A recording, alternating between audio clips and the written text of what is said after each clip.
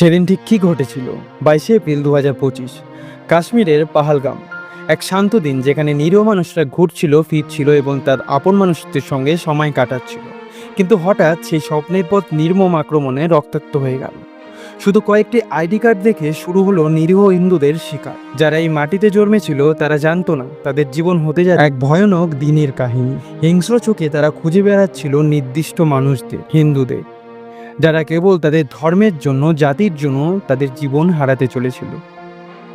এরা শুধু গুলি ছোড়েনি, প্রাণের মূল্য দেখে একে একে ঠান্ডা মাথায় তাদের শনাক্ত করে হত্যা করেছে। এ যেন এক বিভীষিকাময় দৃশ্য, যেখানে নিরীহ মানুষ জীবন হারাচ্ছিল শুধু ধর্মের কারণে। এমন নির্মম ঘটনার পর কাশ্মীরের বাতাস একটুও শান্তি পায়নি। এটাই ছিল সেই দিন যখন কাশ্মীরের হৃদয়ে আরেকটি রক্তাক্ত দাগ জন্ম নিয়েছিল। তবে সেই রক্তের নদী কখনো শান্ত হতে পারে না, কারণ কাশ্মীরের জনগণের বুকের ভেতর একটাই আশা, শান্তি আসবে একদিন। একদিন এই নিষ্ঠুরতা শেষ হবে।